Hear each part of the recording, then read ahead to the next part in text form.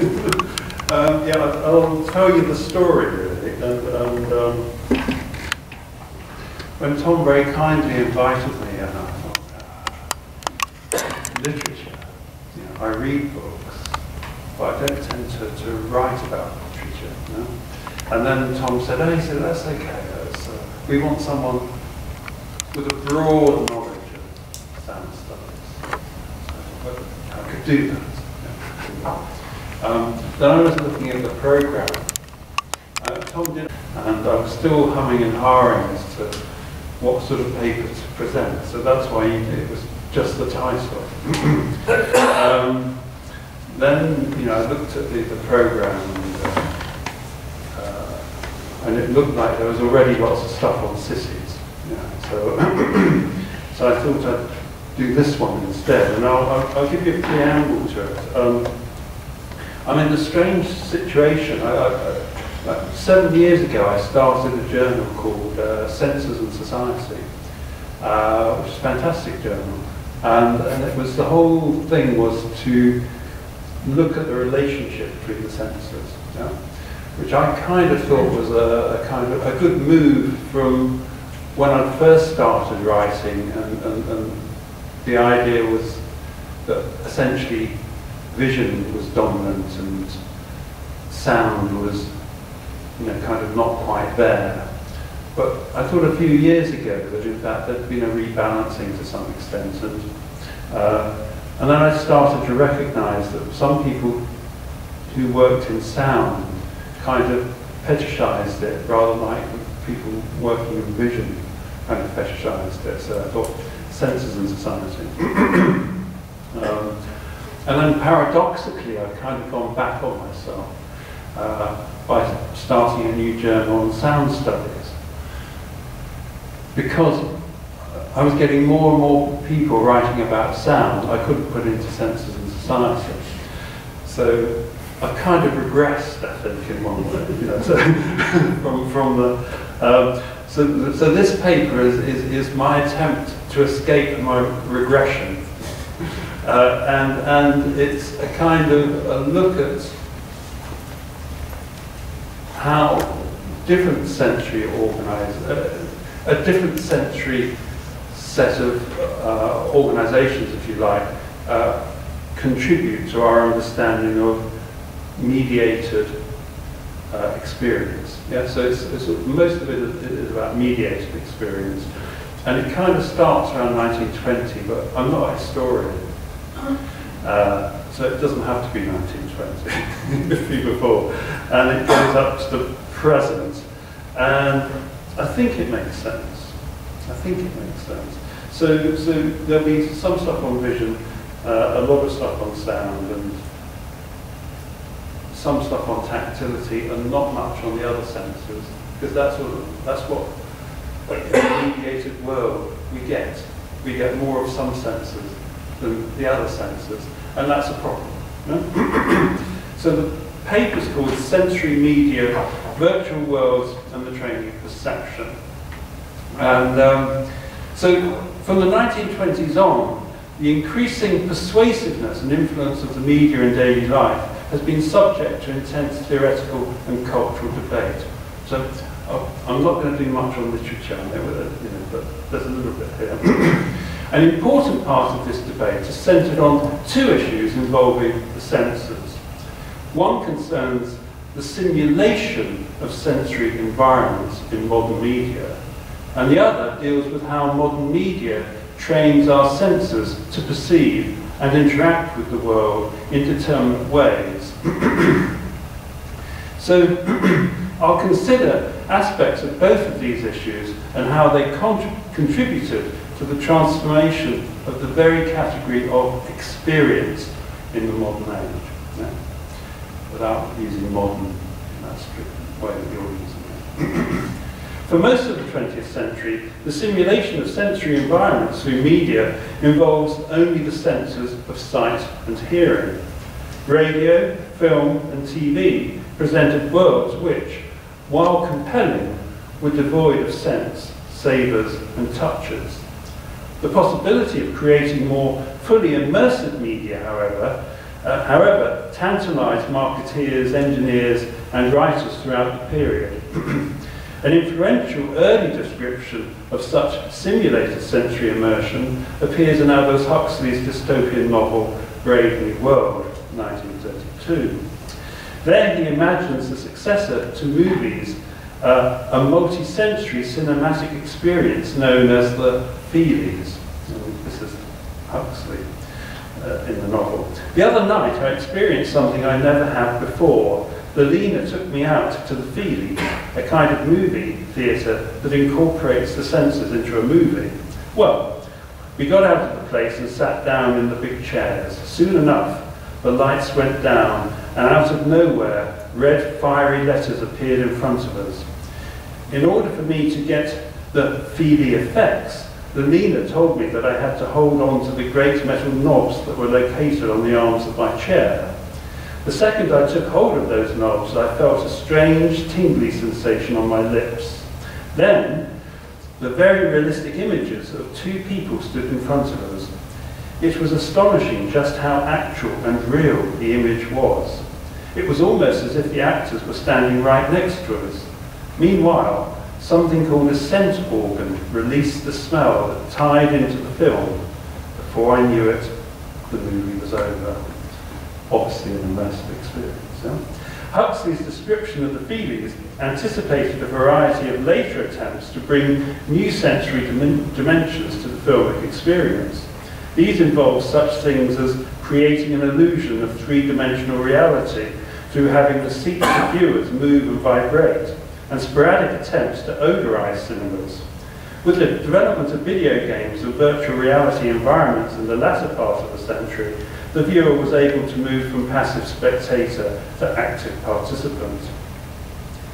The above passage from Huxley also ties in with the second theme of this paper, but the Feelies were not simply about providing full-bodied entertainment. Their use of immersion was intended to train citizens to conform and respond in prescribed ways to the visions of the world presented by the state, however dull or unreal these might be. In this paper, I analyse this ambivalent and dystopian dystopian view of the sensory nature of modern media as applied to the themes of 1, technological mediation and distance, 2, the militarization of the senses, and 3, the resultant transformation of the moral compass of subjects who increasingly experienced much of the mediated world as if the actors were standing right next to us. So 3 things. As you can see, they're quite narrow. So I'm really going to hint at some of them, actually. Walter Benjamin, in the 1930s, argued that the manner in which human sense perception is organized, the medium in which it is accomplished, is determined not only by the nature, but by historical circumstances as well. New technologies in particular subjected the human sensorium to a complex kind of training. And you know, this was hinted at before, wasn't it? Just with the experiment, you know, the idea of training yourself to listen so that you don't hear the actual materiality of the object, for example. So if you put yourself back 110 years or so, then that would have been one form of sensory training, for example, that people that listen to record players have. Subsequent writers have understood this training to involve a transformed logistics of perception, which is Virilio, or have entailed a restructuring of perceptual experience, Jonathan Crary. So the idea of how experience in a mediated world is restructured has become increasingly common, actually. Yeah? In the 20th century, this restructuring involved the simultaneous enhancement and restriction of the sensory experience of the world. So the idea is that as some senses become enhanced, vision and sound, so others become diminished. touch and smell, etc. The modern age witnessed the consolidation of a range of old and new media: the gramophone, the telephone, the radio, silent movies, sound movies or talkies, and then colour film and television, shaped the experience of those living in the first 70 years of the century, for example. To these were added in the last 3 decades video games, personal computers, along with diverse mobile technologies from the transistor radio to the Walkman and now the smartphone. Furthermore, the storage, transmission and retrieval of information was revolutionized through the use of answer phones and later through digital libraries and the internet. These technologies augmented the senses of sight, hearing and later touch, or at least vibration and resistance, while screening out the so-called lower senses of smell, taste and temperature, etc. The world, human others, and the subject's own cognitive processes were reconfigured by this transformed sensorium. And a lot of my own work was centered around those 3 things, actually. How cognition, which is, you know, one's own senses, one's relationship to others, and a sense of place gets reconfigured through various range of mediums, if you like. So that I've done that in my books.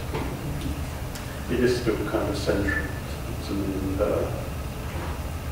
and in that sense, that notion of constructing a sense of the social as well through media is and then looking at that sensorially seems quite a central aim in a world where, you know, media technologies are so rapidly developing.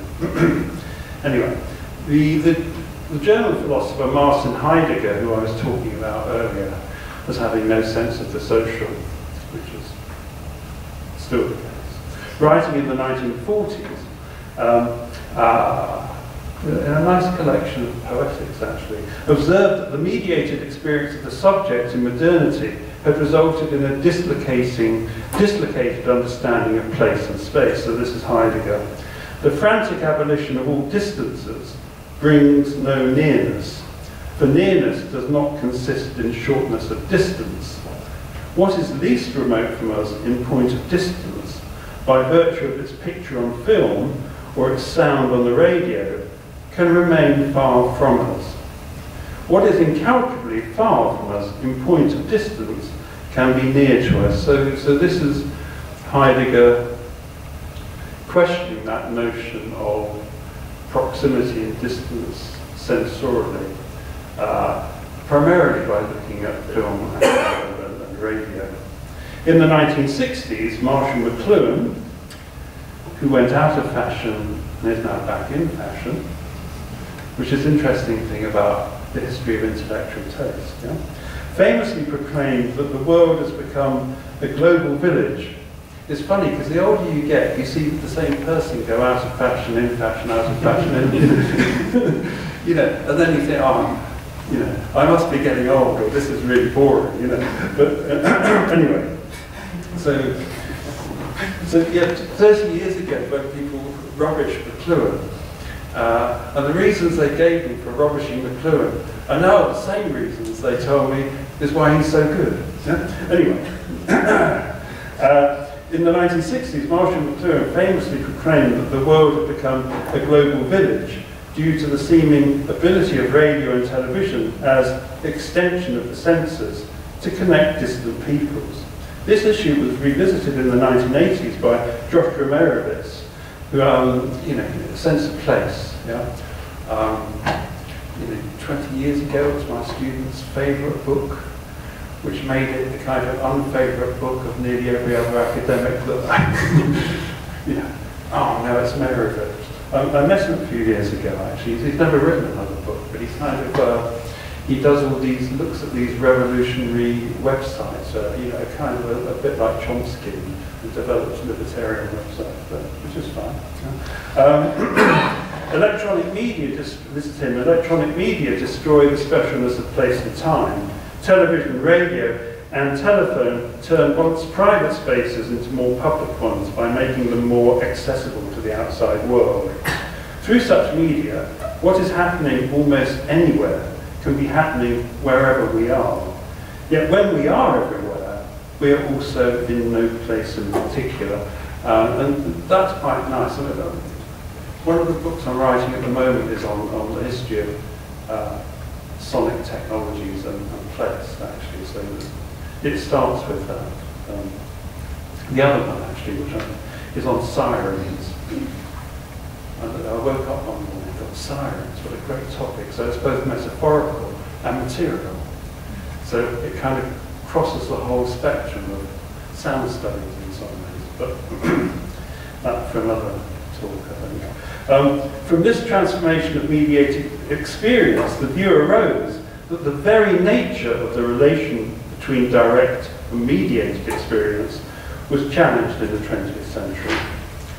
When the historian of technology, Lewis Mumford, claimed in the 1920s that social experience increasingly consisted of the sensations of living without the direct experience of life, he was making a judgment on the nature of mediated experience in a world increasingly dominated by a wide variety of mass media. Mumford's judgment was framed by comparing direct experience with mediated experience, and the assumption that direct experience was superior. In Life on the Screen, a study of multi-user online games, that Sherry Turkle reiterated this appeal to and for the direct, arguing that we are moving towards a culture of simulation in which people are increasingly comfortable with substituting presentations of reality for the real. And of course we can get into all sorts of arguments about presentation and real, obviously, which I'm not going to get into today. Implicated in this loss of the phenomenal dimension of lived experience is the abolition of distance, highlighted by Heidegger, that is involved in the very nature of mediated experience. In the age of the internet, this is Douglas Coleman, each technology is a window to the outside world, obliterating urban boundaries. So one of the underlying things here is that notion of a transformed urban, so that anything can be urban. And it's something that Henry Lefebvre talked about a long time ago, that if you're living in the middle of nowhere, you're probably more dependent on urban technology than you are when you live in the city. So you know, you're driving through the Nevada desert or something like that, and you're driving, you've got the radio on, and you make a stop, and someone next to you is playing music on their headphones, etc. That reminds them of being in the Nevada desert. It's a deeply urban experience in that sense. So there is something interesting about that notion of urban space in a mediated world that transcends any one physical environment. Yeah? Obliterating urban boundaries and spaces to the geopolitical channels of the global world and the world of atopic cyberspace. Exposed to global culture and communication, the city loses its specificity, and city life gives way to technological cyber life, an aleatory, heterogeneous and fractured space, and a world time that enables individuals to experience events simultaneously from every time zone in the world. So, that's Kalman. A collective hallucination of presence has been seen as taking hold with the arrival of 24-hour connectivity and virtuality becoming the new normal. Jonathan Crary, his last book, which is quite nice, actually on 24/7 it's called. This hallucination of presence was arguably extensively used to promote the militarization of sensory experience. This can be understood directly, as in Gutmann's statement that from Hitler's use of the loudspeaker as a mechanism for effective mobilization during World War II, through to bin Laden's audio tape messages the techniques of sonic warfare have now percolated into the everyday, and I'll talk a lot more about that in a minute. However, it can also be regarded as occurring in the disciplining of the sensorium itself through technologies of warfare. and one of the underlying themes, probably not brought out sufficiently here, is this collision between the mundane and the everyday in the mediated world. Mass media gave war an illusory presence in the homes of the public through the continuous broadcast of information and images. Both the presentation and reception of such broadcast was, in turn, shaped by prior experiences of cinematic spectacles. For example, it has been argued that the CNN coverage of the 1991 Gulf War involved coordinating all production elements, titles, graphics, still and moving images, music, diegetic sound, narration, live broadcasting around a crisis to create a spectacle that tapped into the audience's experience with film and video games. So the idea there would be that in order to understand the war, you could refer it to other forms of media experience. The increasingly saturated and scripted media environment contributed to the transformation of the sensorium at the same time as it impacted the subject's ability to understand and reflect upon events. The moral compass of the senses was hence deeply affected by this immersion in mediated reality. Both Walter Benjamin and Theodore Adorno at different periods reflected on the synergy between technological developments, the media and morality, for example. At the outset of the rise of German fascism in the 1930s, Benjamin wrote of the gaping discrepancy between the gigantic power of technology and the minuscule moral illumination it affords. And, you know, there's all that nice material from the dropping of the bomb in Hiroshima to the priest saying, never seen anything so beautiful. There's that film. So that notion of the aestheticization of experience goes back easily into the 1930s and 40s. Adorno noted in the 1960s that history was a narrative leading from the slingshot to the megaton bomb. More recently, Jonathan Crary has observed in relation to media consumption that the most important recent changes concern not new machines of visualization, but the ways in which there has been a disintegration of human abilities to see, especially of an ability to join visual discrimination with social and ethical implications. The ability to discriminate itself has been transformed by the speed and volume of media messages, in which the range of responsive react capacities are frozen or neutralized. In what follows, a historically informed understanding of the mediated sensorium and its connection to distance, sociality, militarization, and an ethical compass is presented through a series of overlapping analyses that focus on the visual, the auditory, the immersive, and the tactile. Embedded in this analysis is an understanding of the ambivalent nature of sensory enhancement and diminishment, articulated through the multiple use of a wide variety of media technologies. So I'll give brief examples of September 11th, 2001, and a few other ones. But if I'm going to start off with what I call mediated multisensoriality 1, looking and listening, and starts with just prior to World War I, actually. The French artist Fernand Léger, local man, observed, a modern man registers 100 times more sensory impressions than an 18th century artist. Yeah? And so this was him before the war, as the painters are talking about, increase, if you like. Léger was referring to the acceleration of sensory experience that was a product of technology, the media, and urban life in general.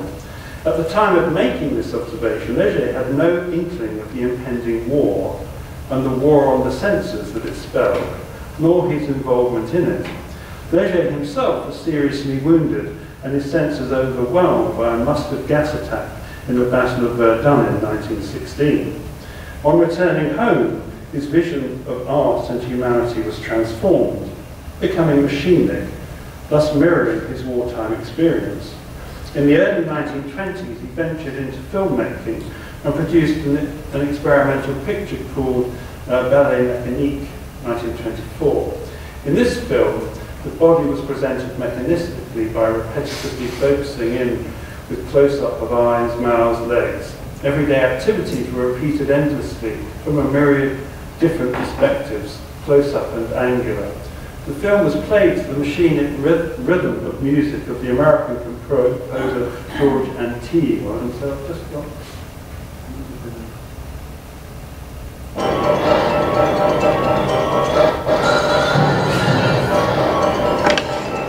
This is my dance. Something on the script.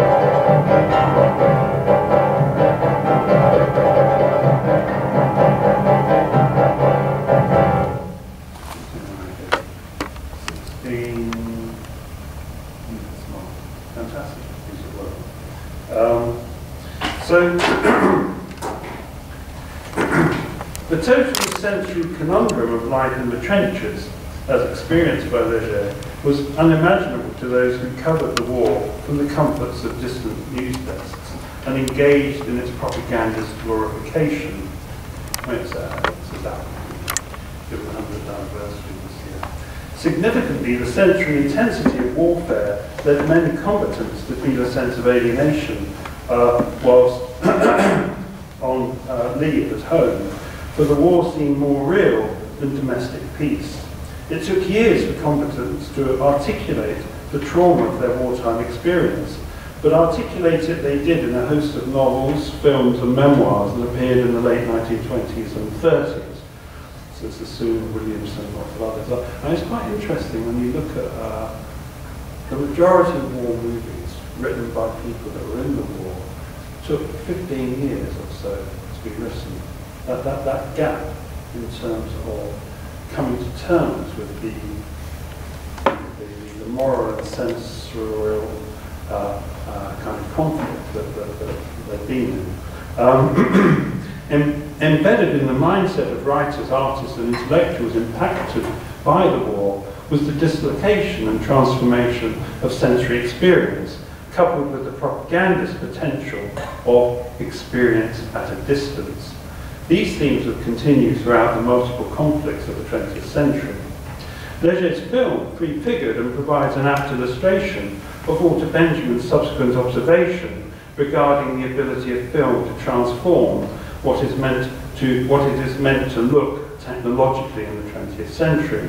And again, back to Benjamin, and you'll know this one. By close-ups of the things around us, by focusing on hidden details of familiar objects, by exploring commonplace milieus under the ingenious guidance of the camera, the film on the one hand extends our comprehension of the necessities which rule our lives. On the other hand, it manages to assure us of an immense and unexpected field of action. With the close-up, space expands. With slow motion, movement is extended. The enlargement of a snapshot does not simply render more precise what in any case was visible, though unclear. It reveals entirely new structural formations of the subject's impulses, and that's the famous quote. In the above quote, Benjamin was reflecting on the mediated proximity of the filmic look, which he interpreted as extending the sense of vision into an optical unconscious. Picking up on Benjamin's thought, Susan Buck-Morse elaborated a theory of the cinema screen as prosthesis of perception, and filmic viewing as the perfect expression of a phenomenology of looking, thus bracketing out that which was exterior to the dreams portrayed on the screen. So this is going to the movies as an act of pure seeing, if ever there was one. What is perceived in the cinema image is not a psychological fact, but a phenomenological one. It is reduced, that is, reality is bracketed out, and this bracketing out I'll come to later. The space of the cinema, from this perspective, becomes the totality of the world, the dream world, wherein audiences temporarily suspended reality through acts of intense sensory immersion. The suspension or recession of reality and precision of the image was a theme taken up by Baudrillard in his theory of simulacrum, a dystopian take on Heidegger's position, which was also supported by Virilio, who, contrary to Baudrillard, mourned the loss of phenomenological dimension that privileges lived experience, and so you get strange bedfellows with theory in terms of the real and the mediator. However, the notion of the cinematic experience as an act of pure seeing overlooks the non-visual correlates and accompaniments to the image on screen. Audiences that experienced Leger's film experienced it both visually and through the sound of Antheil's musical score. More generally, the experience of early cinema was an intensely multisensual one, as conveyed by the following description by Siegfried Kracau of cinema going in the 1930s in Berlin. And this is Kracau, who's always fantastic. This total artwork of effects assaults all the senses using every possible means. Spotlights shower their beams into the auditorium, sprinkling across festive drapes or rippling through colourful, organic-looking glass fixtures. The orchestra asserts itself as an independent power, its acoustic production buttressed by the responsory of the lighting. Every emotion is accorded its own acoustic expression and its colour value in the spectrum. A visual and acoustic kaleidoscope that provides the setting for the physical activity on stage, pantomime and ballet, until finally the white surface descends and the events of the three-dimensional stage blend imperceptibly into two-dimensional illusions. Such multisensual spectacles were characteristic of early cinema. For example, when the Roxy Cinema opened in New York in 1927, it was heralded as the cathedral of the motion picture, with its luxurious decor and seating for close to 6,000 people. I always think these things are interesting, given that modern cinemas look like toilets. You pay £7. The film itself was merely one part of an extravagant show. The Roxy had its own 110-piece orchestra, which would play classical overtures and support ballet performances by Martha Graham Dance Company. Films were screened at the end of the performance on a gigantic screen, thereby amplifying the distance between the everyday experience of the viewer and the reality of the film screen. With the introduction of synchronized sound movies, I'm not treading on your stuff at all. With the introduction of synchronized sound movies in the late 1920s, going to the movies became an increasingly popular leisure activity across all classes of society. It is estimated that close to 90% of American populace went to the cinema weekly in 1930. The newly developed soundtrack of film produced an auditory training to complement Benjamin's optical training. This is from Ballas. Acoustic close-ups make us perceive sounds which are included in the accustomed noise of day-to-day life, but which we never heard as individual sounds because they are drowned in the general din. In the sound film, scarcely perceptible, intimate things can be conveyed with all the secrecy of the unnoticed eavesdropper. The general din can go on. It may even drown completely a sound like the soft piping of a mosquito. That's a mosquito reference that I've forgotten I've put in. Got lots more mosquitoes in there. But we can get quite close to the source of the sound with the microphone and with our ears and hear it nevertheless. So sound, according to this view, reconfigured reality in the filmic image to achieve its own version of audio-visual veracity. Colour entered the picture in the 1930s, most famously through the movie The Wizard of Oz in 1939, though black and white film, especially in the form of newsreels, remained commonplace until much later. The use of colour enhanced the verisimilitude of film, as it would that of television with the development of colour TV. Probably the oldest person. I can remember our first TV set at home, black and white, 2 channels, fantastic. I was in the Cook Islands about 14 years ago in the Pacific. They were very excited. They'd just got television, 1 channel, fantastic, they said, mostly from New Zealand. Anyway, so these things are historically situated. While the broadcast technology for colour TV was invented and put in place in 1951, it would take another 20 years for the new medium to catch on, because it depended on consumers buying sets that could receive the appropriate signals. One dominant theme that ran through early film was that of flight, which is, as this paper, as you can see, it's flighty, it's moving around like that. Flight, from the movement of the camera to the depiction of flight itself. For example, Fritz Lang's Frau im Mond futuristically and realistically depicted the launch of a spaceship on the moon, to the moon. The film premiered in Berlin in 1929. It was later censored by the Nazis, as Lang, the director, recounted. The launching of the rocket in the film was so authentic in all its technical details, as were the drawings, that the Nazis withdrew the film from distribution. Even the model of the spaceship was destroyed by the Gestapo on account of the imminence of V1 and V2 rockets, in which Wernher von Braun was working from 1937 onwards, which is an interesting thing about reality copying the film. And again, more on that in a minute. In fact, the first V2 rocket launched and successfully dropped on London had the Frau im Mond logo painted on its base. Yeah. Filmic image and direct experience became fatally joined. Just prior to this, in 1927, the Roxy showed the first sound film. It depicted the American aviator Charles A. Lindbergh taking off on the first transatlantic flight to Paris, recorded earlier that same day.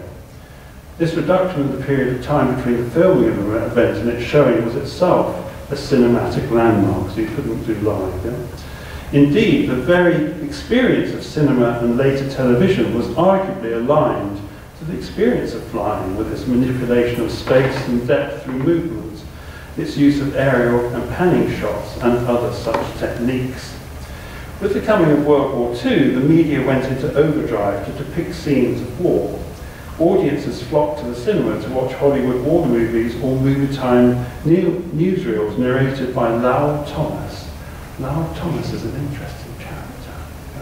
Lowell Thomas was the reporter that made T.E. Lawrence famous, because he followed him around for a week in the First World War, and then made him into a kind of rather reluctant hero, and then did world tours where he kind of impersonated Lawrence of Arabia himself, dressed up, got stuff, you know. And that meant T.E. Lawrence had to become Corporal Shaw, Private Shaw, and vanish. And so there were, you know, in a sense, you know, the advertisement for Lawrence becomes real in its advertisement. Anyway, that's something else I'm interested in. The connection between flight and the cinema continued through World War II, and after, with a wide range of propaganda movies such as Casablanca, one of my favourites, the 1950 movie Destination Moon portrayed the attempt to control the world militarily by controlling the moon, thus feeding into Cold War fears of the communist menace. The film portrayed the crash of an early rocket prototype that would later seem hauntingly evocative of the image of the Space Shuttle Challenger disaster broadcast live in 1986. And if you watch the film, and then you watch the Challenger, the image is almost the same. Destination Moon provided the blueprint for the most popular ride in the Tomorrowland section of the Disneyland theme park, opened in 1955. Who's been to Disneyland? Oh, something. I haven't. So 3 people were there. So look, academics, a sad bunch. Only 3 people have been to Disneyland. Anyway. And so this was the jewel in the crown of Tomorrowland was Rocket to the Moon, a Hales tour-style ride to outer space. Rocket to the Moon seated riders in the theatre inside a mock rocket ship. All seats rocked and ambient sound signalled liftoff. Rocketeers could watch animation of the receding Earth on a movie screen underneath the transparent floor, and views of where they were heading on a movie screen directly in front of them. The ride took them around the moon and back home again. Rocket to the Moon remade the fantasy from one of visiting a destination that fulfilled the modern urbanite to the fantasy of being inside a movie. Rocket to the Moon harnessed the exhilarating sensations of kinesthesia and speed for the cinema. It is much easier to simulate reality when the reality being depicted is already a movie. That's Rabinovich, actually, the book he wrote 2 years ago. Joining bodily jobs to filmic looking was a novelty. It set what Buck Morse has called the anaesthetised body, the immobile body, of the cinema goer in motion, albeit within very tight constraints, so not exactly free. This innovation, inspired by a motion movie picture, came, however, at a time when the cultural practice of going to the movies would begin its long decline. First with television in the 1960s, and then with personal computers in the 1980s, small domestic screens progressively replaced large public screens. Within the small screen reality, television literally meant vision at a distance. The exceptional became juxtaposed with the domestic, as viewers could watch the coronation of Queen Elizabeth in 1952, the assassination of President Kennedy in 1963. You couldn't actually watch the assassination until the Zabruda film came out. But I remember as a kid watching that. I remember actually on the day. But, and what I remember, because I was only a kid, was they stopped the TV schedule. And so they would announce something, and then you'd have solemn music, and then you'd have another broadcast. So there weren't any other programs of the few that were there anyway. In 1963, and the moon landing in 1969 from the privacy of their homes. Actually, the other thing I remember was the French president, Charles de Gaulle, being continually shot at, and seeing these kind of Citroen, black Citroen cars swerving around the Parisian streets after he'd just escaped another assassination attempt. Which, for those of you interested, would then feed into some of the Camus novels, actually, about Algeria, etc. Anyway, this was coupled with the progressive simulation of everyday life through the creation of popular serials such as I Love Lucy. Has anybody watched any I Love Lucy? More of you than have been to this. Does that tell us something? And Coronation Street in the 1960s, I'm not asking that. Television also portrayed the world's conflicts, ranging from the Suez Crisis in 1956 through Vietnam, Kosovo, and Operation Desert Storm, otherwise known as the First Gulf War in 1991. In doing so, it drastically altered the relationship between the social world and the interior psychic landscape, scrambling the relation between these two poles. That's Jonathan Crary in his last book. Scrambling the relation between these two poles. Centrally to this new perspective was the viewing of war, which, to paraphrase Adorno, had progressed from the newsreel as embodied in World War II reportage to the live 24-hour broadcast as exemplified by the coverage of the First Gulf War. The latter media event illustrated Baudrillard's theory of the advent of the age of the simulacrum to a T, as Alan Feldman brings out in the following passage, although there's that interesting debate between Edward Said and Baudrillard, wasn't there, that First Gulf War. Does anybody remember that? Yeah? Where he says, well, you know, if I was Baudrillard, I'd drop him in the middle of the desert with a bottle of Perrier water and ask him, how real does that feel? You know. But anyway, so this is Alan Feldman, who brings out in the following passage.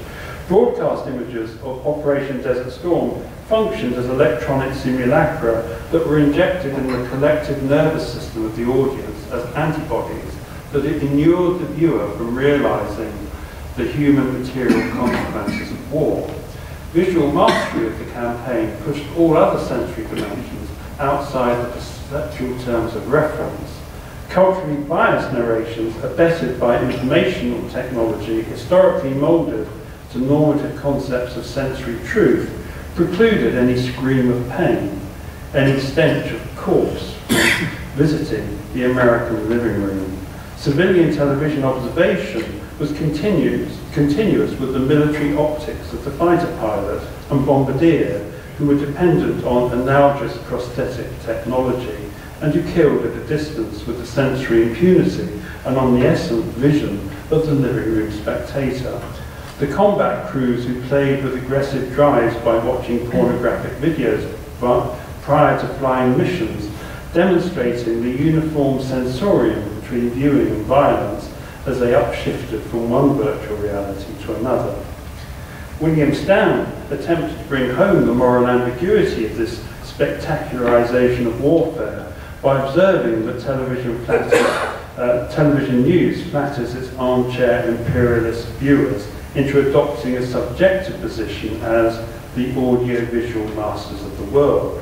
The supposed guarantee which television offered them was the illusory feeling of presentness. This constructed impression of total immediacy, a televisual metaphysics of presence. And so that's that bit. Then the next bit of the paper goes into listening and looking. Returning to the 1930s, the lure of cinema was increasingly challenged by another technological marvel, radio, which, while it offered no visual stimulus, could conveniently be listened to at home. Sound technologies, as distinct from more visually based technologies, have produced their own specific relationship between the real and the virtual through their mediation of time, place, and presence. In fact, one scholar has claimed that the succession from the singing wire, telegraph, through the microphone, telephone, and phonograph to radio and allied technologies of sound marks perhaps the most radical of all sensory reorganizations in modernity. That's Peters, John Bernard Peters. Perhaps this is because sound can be characterized as the immersive medium par excellence, offering the listener that feeling of being here now, of experiencing oneself as engulfed, enveloped, enmeshed, in short, immersed in an environment. Mediated sound, as embodied in the gramophone and radio, also created a sense of mediated we-ness. The phrase derives from the work of Adorno, who argued that the consumption of mechanically reproduced music was increasingly used as an effective substitute for the sense of connectivity that modern culture lacked. We-ness refers to the substitution of direct experience by technologically mediated forms of experience. Sound media represented to the urban subject a utopian longing for that, for what they desired but could not achieve, producing an illusion, to Adorno, an illusion of immediacy in a totally mediated world, of proximity between strangers, the warmth of those who come to feel the chill of unmitigated struggle of all against all. We were talking about how optimistic Adorno was. But I'm not going to crack the joke, though I've already cracked it. No, I'm not going to do it. The understanding of what constituted sociality in a transformed media space was further influenced by the development of a range of sound technologies, such as the amplifier, the speaker, and the microphone. At first, before the advent of the loudspeaker, radio was listened to through headphones, question we had earlier, which paradoxically privatized the space of listening within the household, at the same time as it created a sense of connection with distant places. Who could resist the invitation of those dainty headphones, wrote Siegfried Kracauer, describing early domestic radio. They gleam in living rooms and entwine themselves around the heads all by themselves. Silent and lifeless, people sit side by side, as if their souls were wandering about far away. And that was in Paris, to the Eiffel Tower noises. So it's where is the subject and where is the voice? Yeah? Right. Jonathan Stern has argued that the order individualism depicted in Krakauer's quote was rooted in a practice of individuation. Listeners could own their own acoustic spaces through owning the material component of the technique of producing that auditory space. The medium that now stands for a whole set of practices, the space of the auditory field became a form of private property, a space for the individual to inhabit alone. Following Benjamin, technologies and values appeared indissolubly linked. From the birth of the radio through to the invention of the Walkman, a central facet of the training of perception has been the desire for immersive sonic experience, which appeared to transform both the private spaces of the living room and the public spaces of the street, often unifying or blurring the distinction between the two. Once loudspeakers were incorporated into radios, listening to the radio was often a shared experience. As early in the 1930s, the public role of radio listening was described in the following terms by a Chicago urbanite.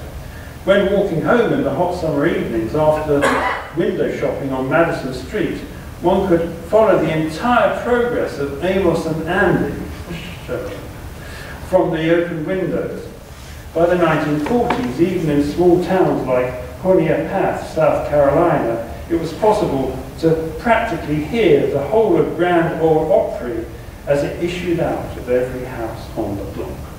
So the idea was that this public-private becomes mixed, and as you walk down the street, obviously warm weather, people with their windows open, you could hear the narrative of the programme. Rather change now with cars and cars radio, where you just get little snippets of different sounds. The power to transform space politically through the development of sound technologies was recognised by Hitler, of course, who said, "We should not have conquered Germany without the loudspeaker." He wrote that in 1938. Subjects learn how to be in the world by listening to the propagandist voices of Hitler in Germany and Roosevelt and Churchill in the US and UK. This mediated world lured the subject from the very compression of its signal, which produced an aura of objectivity. From the dulcet tones of Roosevelt's fireside chats to de Gaulle's exhortations to the French to resist the Nazi occupation during World War II, to the colonial sounds of "Hello, London Calling," emitted by the BBC World Service, sound both compelled and repelled. By mimicking the style of live news broadcasts, H.G. Wells' 1938 radio play, War of the Worlds, provoked panic amongst many American listeners who, suspending their knowledge of real-time activity, fled their homes in fear of a supposed attack by aliens. They didn't all do that. And there's a few studies to show why some did and why some didn't, which we'll probably go into now. In the Soviet Union, the Stalin radio was installed in all apartment blocks. This simple box, through which the party advanced its political line on all things, playing only party-approved music and presenting party-approved dramas and variety shows, sounds fantastic, could never be turned off. This totalitarian sound, you could turn it down, you couldn't turn it off. This totalitarian sound world would later be replicated by certain religious cults, such as the People's Temple, founded by Jim Jones in the 1950s, and transplanted to the interior of Guyana in the 1970s. Rebecca Later, one of Jonestown's few survivors of the mass 1978 suicide, largest suicide killing in American history, with 998 dead. Recounted, in Jonestown there was a speaker system and only Jim Jones spoke on it, and it went 24 hours a day, and he would tape himself, so in the middle of the night, all through the night, his voice was talking to you. And actually, it was mentioned earlier, the Alan Corban book on village bells, where the sound of the bells, you know, if you could hear it, then you were in the parish. You know. So Jonestown is the dystopian version of that, which is, you know, everywhere you could hear it. I've got part of a chapter of my new book on that, and all the tapes are there, 780 hours of tapes of this man droning on and on. And some of them, in fact, I mean, if you're into aesthetics and art, some of them he's talked over, so you can hear kind of snippets of the previous talk. That's for another day. So with the development of the Walkman in 1979, individualism once again became central to mediated listening. The Walkman, as its name implies, allowed listeners to take their private sonic world with them wherever they went. William Gibson, the science fiction writer, commonly credited with coining the notion of virtual reality, commented on the radical transformative nature of the Walkman. The Sony Walkman has done more to change human perception than any virtual reality gadget.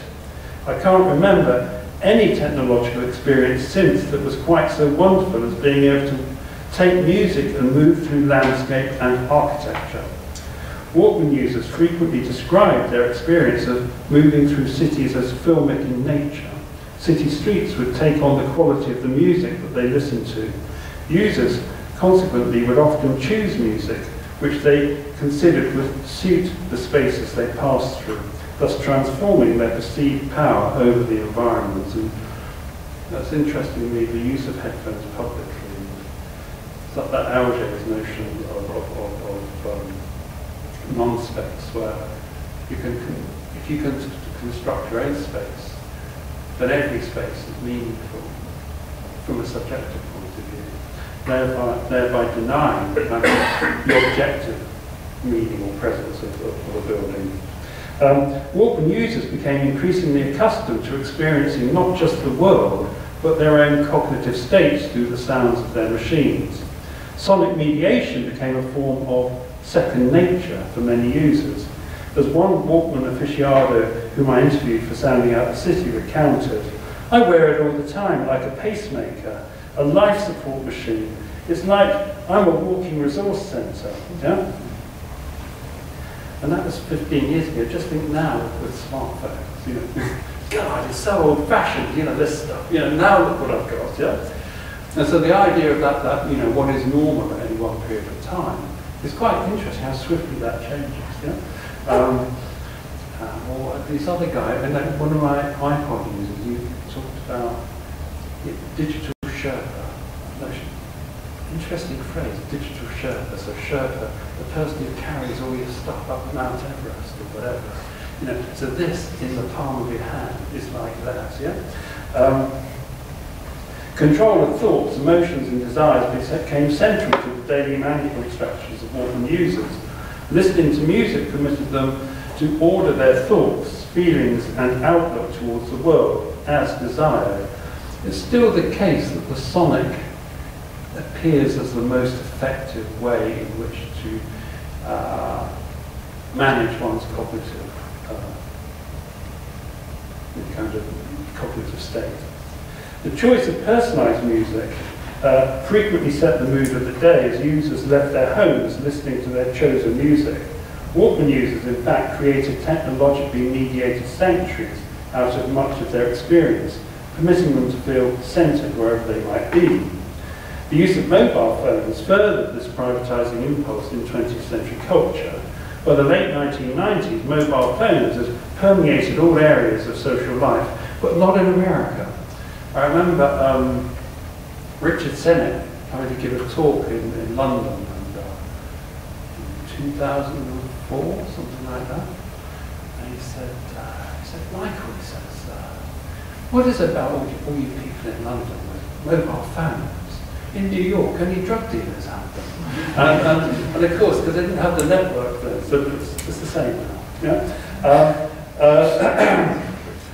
As mobile phones became an integral tool to the management of everyday life, the nature of public space was further transformed.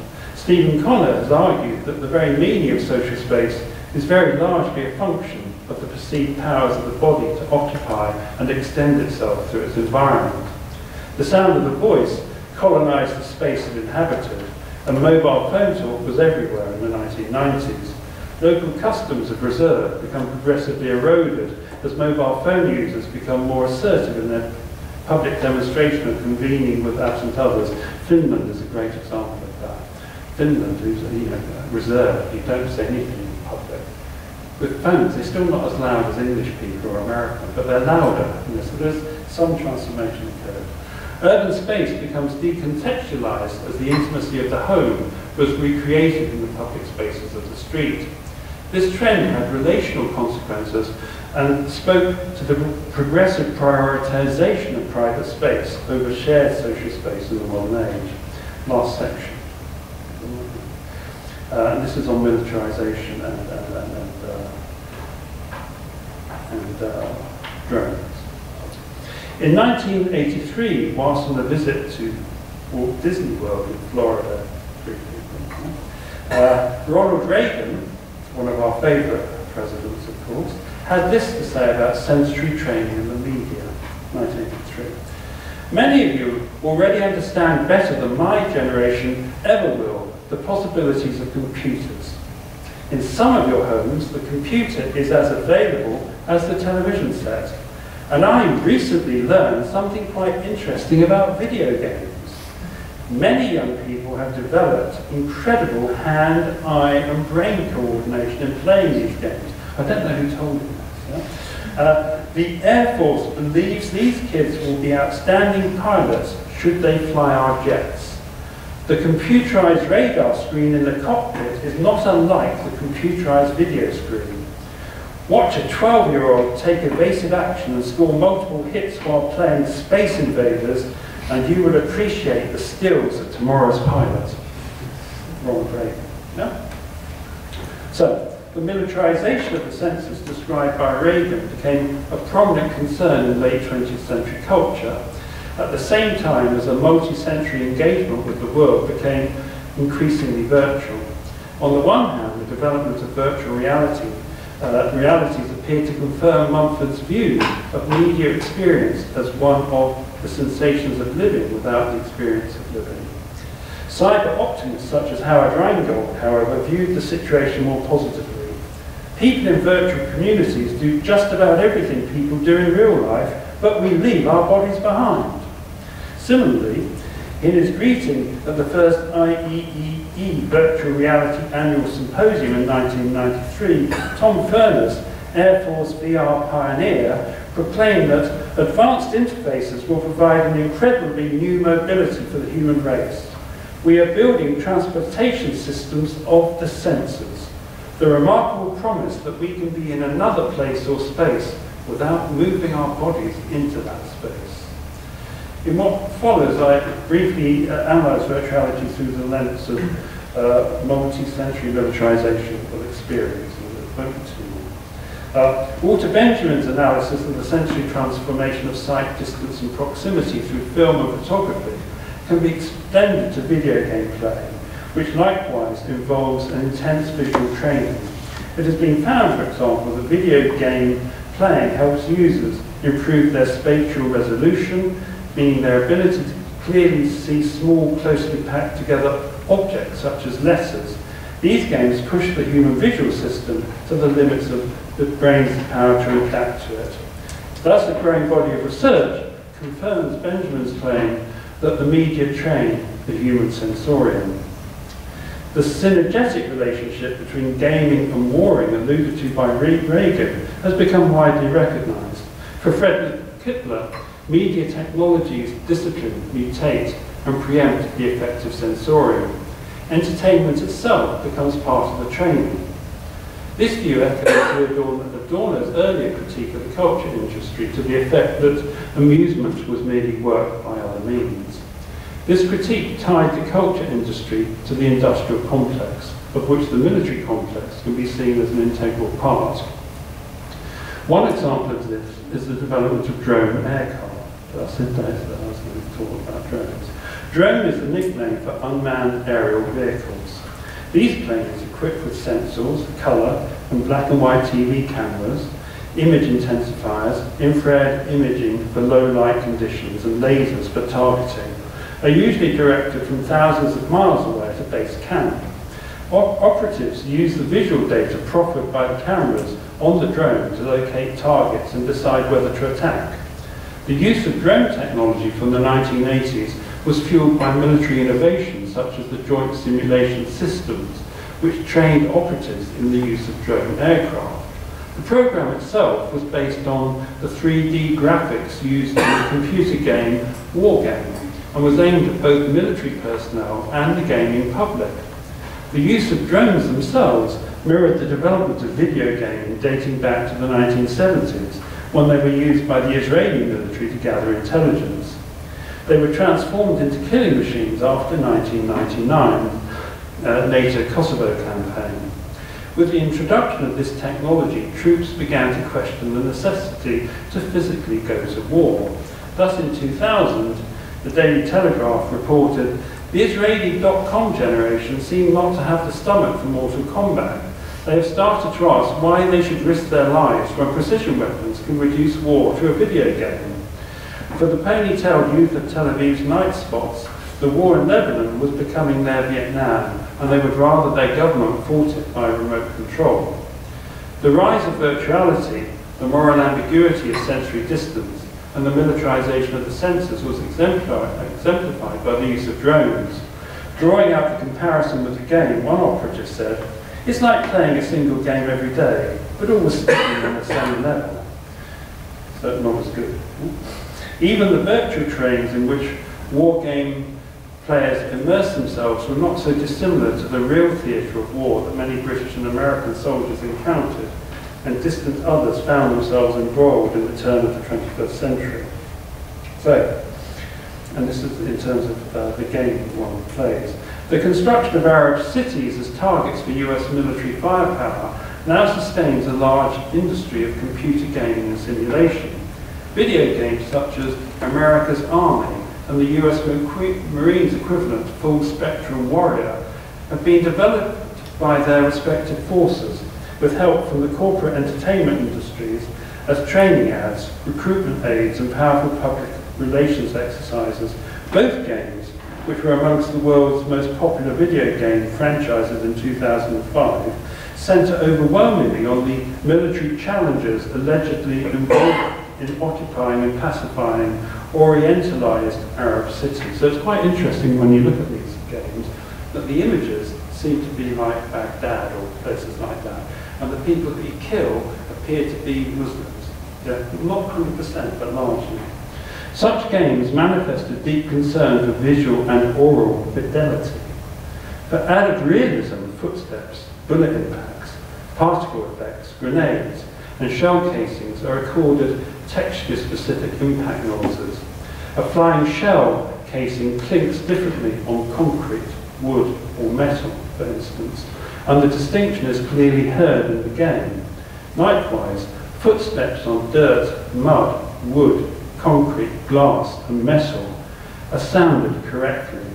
The game's goal of sensory verisimilitude sets an expectation for political verisimilitude. So just as we can hear we get rid of the crackling on the recording, so in fact you train yourself to think the sound of the foot on concrete or on gravel. That's what it sounds like, but within the game. The reel was thus rendered as a three-dimensional copy on the screens of both consumers of games and military personnel, till they become virtually indistinguishable for the viewer, but not, of course, for the target population.